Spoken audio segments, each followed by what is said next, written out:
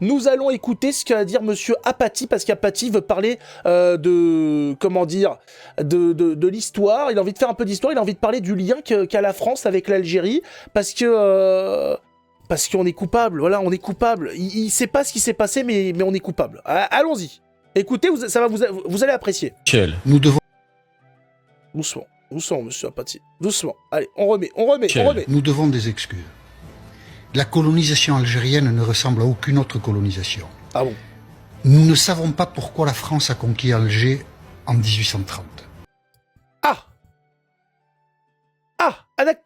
D'accord.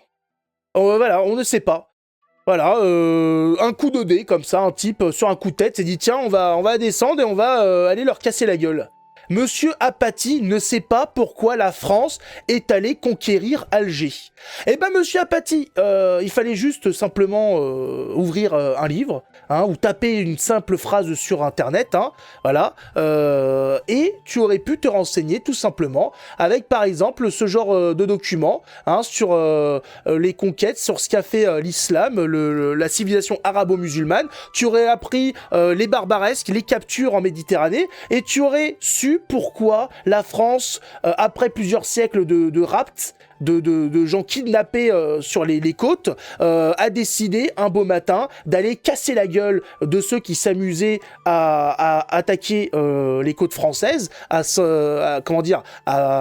attaquer, mais à aussi capturer des Français, hein, qu'il fallait ensuite racheter, il fallait retrouver, etc. Des fois, ça prenait plusieurs décennies. Hein, tu l'aurais su. Il faut simplement se renseigner. Mais lui, il sait pas. Ouais, il est là, je ne comprends pas pourquoi. Hein, ça a été une colonisation comme jamais on a vu dans l'histoire de l'humanité. C'est-à-dire que... Enfin, juste par exemple, on compare à ce qu'ont fait, par exemple, nos amis américains avec les Amérindiens. Enfin, je pense que les Algériens n'ont pas à se plaindre. Hein, ils ont multiplié leur population, enfin... Comme colonisation désastreuse ou pas terrible, on a connu mieux. Mais voilà, pas compris. C'est un acte politique impensé. Oh, Charles X était bousculé par les libéraux en France. Il mène une opération militaire pour sa gloire personnelle. Bien sûr. Il perd le pouvoir. Alger, c'est le 5 juillet 1830. Il perd le pouvoir. Le 30 juillet, Louis-Philippe lui succède. Personne ne sait quoi faire en Algérie. L'armée est livrée à elle-même sur le terrain.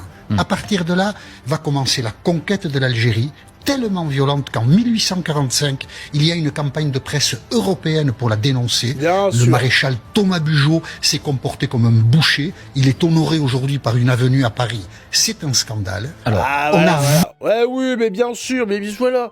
Ça s'appelle un traître. Hein, voilà, ça, normalement, tu mets cette personne dans les 19 siècles précédents, hein, sur le territoire français, il a pas le temps d'entendre son deuxième battement de cœur. Voilà. Ça s'appelle un traître, c'est directement jugé, c'est même pas jugé d'ailleurs. C'est, voilà, c'est, hop, traître à la nation, au revoir. Point. Voilà. Il y a même pas de point d'ailleurs, hein. C'est, voilà, ça finit comme ça. Mais là, ça va, il a le droit, il va sur les plateaux télé avec l'argent des Français, et il leur crache à la gueule. Voilà. Hein, nous sommes des merdes. Mais si tu es du genre sadomasochisme, Monsieur Apathy, si tu aimes bien te servir de chiotte, hein, c'est-à-dire mettre une cuvette au-dessus de ta tête et te faire chier à la gueule, c'est ton truc.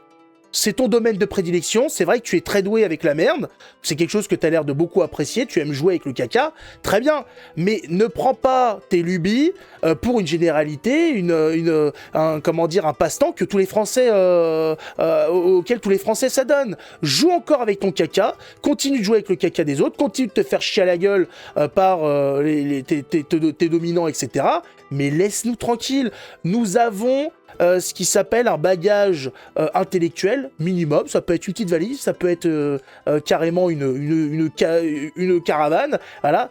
Mais on ne peut pas s'abaisser à ton niveau et devenir des débiles mentaux. Tu comprends bien que passer d'un QI moyen, hein, au tien, c'est un projet, c'est toute une vie de drogue, d'alcool, voilà, d'excès, de soirées chemsex et compagnie, pour descendre à ce niveau, hein. Tu comprends ou pas? Il faudrait, je sais pas, même un gamin qui est né de parents trisomiques. Même lui, c'est un pas à passer. Même lui, c'est un niveau compliqué à passer. Tu comprends ce que tu nous demandes ou pas, Paty? Tu nous demandes d'atteindre un niveau tellement bas qu'on est là, c'est compliqué, quoi. C'est dur pour nous d'atteindre ce niveau. Tu défies la chronique. Tu es trop bas, trop bas.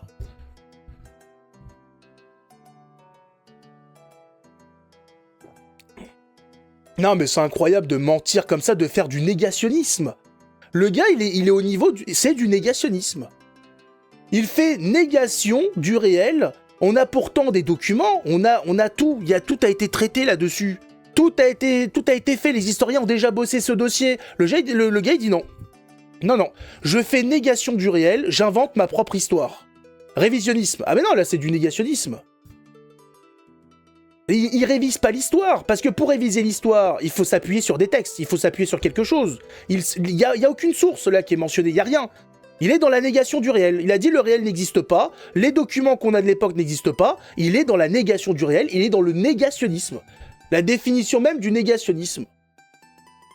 Le gars, il est en roue libre. Les deux, oui, voilà, il est tranquille, roue libre, à la télé. Le gars, il te refait, c'est même pas il te refait l'histoire, il t'invente une histoire. Hein, il s'est cru dans Martin Matin, il est là, il s'est cru pour le père Castor, il te refait toute l'histoire de la France. Voilà. On a débarqué là-bas, on savait pas quoi faire, on voulait casser de l'arabe. Mais ça, il n'y aura pas de problème, il n'ira pas au tribunal. Il n'y a pas d'incitation à la haine contre les Français dans ses propos, il n'y a pas de problème. Il a le droit de dire ça des Français, il n'y a pas de souci. Ça va. Il n'y a pas de problème. Un débat face à Lugan. Non. Ce personnage ne fera de débat face à personne, puisqu'il sait que c'est une merde humaine, et qu'il a aucun argument, il a aucune source, il a rien pour lui, il a même pas des historiens de gauche pour lui. Là, il a personne pour soutenir à part 3 journalistes de merde. C'est une merde.